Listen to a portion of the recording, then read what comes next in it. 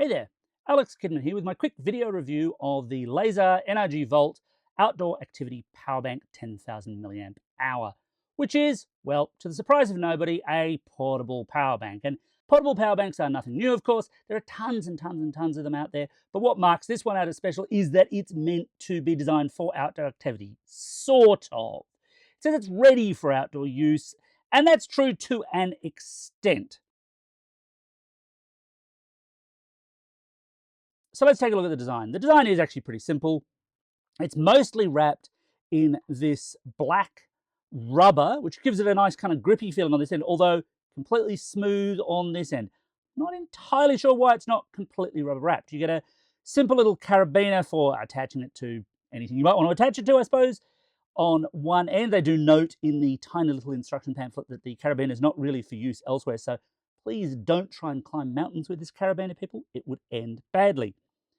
There's a simple power button, which I'll get into in a second, and then at the top, we have this little rubber flap which hides a USB-A and C type port. Now, the C type port there is bidirectional, so that's also how you charge it. There is a USB-C cable, but no charger in the box, and typical to form, I have misplaced the USB-C cable, but it's a USB-C cable. I actually have a whole bunch of them. But as you just saw there, in fact, this cover, this is the one thing I'm not so keen on, and I'll bring it in a bit closer to the camera to show you why. It's on this very thin little bit of rubber just here.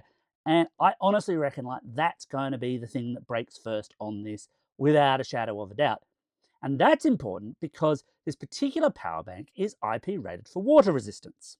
Now, specifically, it's rated as IP64. And what that means is that it should be proof against dust getting into it. But for water, we're talking light splashes. We're talking rain only. Do not go scuba diving with this thing. It will not survive if you take it into the ocean. Probably wouldn't be that great for the fish either. Physically, it's a decent enough little unit. Measures in at 123 by 62 by 28 millimeters, carrying weight of 203 grams. All fine. So basically, it weighs about the same as most larger smartphones. Not too heavy, which is good, obviously, for a portable device. While it has water resistance, though, the one thing it doesn't have is any kind of mil-spec toughness.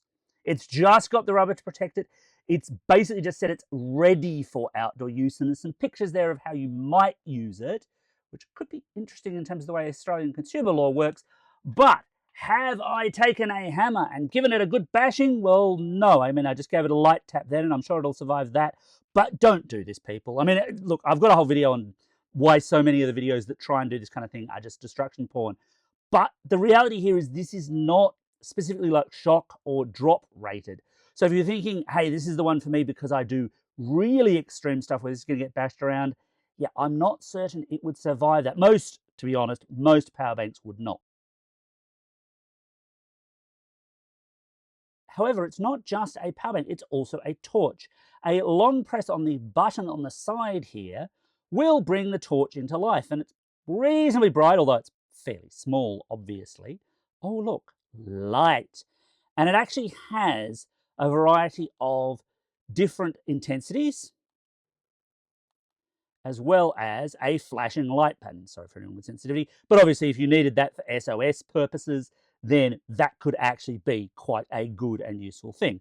Bearing in mind that, of course, the power for the torch comes from the power from the battery, and if the battery itself is flat, the torch ain't going to do you any good at all. I'm going to switch that off now because that's really giving me a headache. So what about actual device charging? Well, yeah, sure, this works quite well. Here it is, happily charging a very nearly flat iPhone 15, and it'll handle that quite nicely.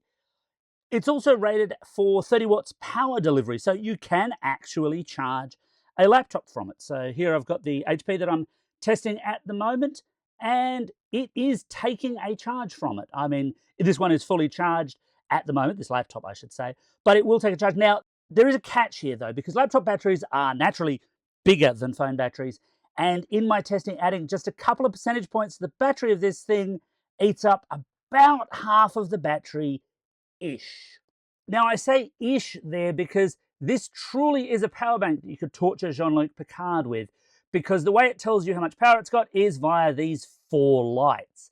And I'm not a big fan of this approach, simply because it's very, very imprecise. By the time it gets down to 1 light, Does that mean it has 1% left, or does that mean it has 25% left? There's really no way to tell. I really do favor power banks that have some kind of digital display so that you've got some kind of proper idea of what's going on power-wise. So should you buy the Laser NRGVault Outdoor Activity Powerbank? Well, look, as I said in the intro, there's so many power banks out there that you could buy. This is, in one sense, just another one of them, although it's one built for a kind of specific niche. It's not super ruggedized. It's not really built for that. It's not priced like that either. At $79.95 Australian, it's a pricey power bank for the amount of power you're getting. You can certainly get a 10,000 milliamp hour power bank for less than the asking price, but it's one that should have a bit more robustness to it than a lot of those cheaper power banks do. And if that's what you need, then this could fulfill that need. Anyway, that's my take on the NRGVault Outdoor Activity Powerbank. Got any questions? Hit me up in the comments below, and as always, thanks for watching, and don't forget to hit like and subscribe.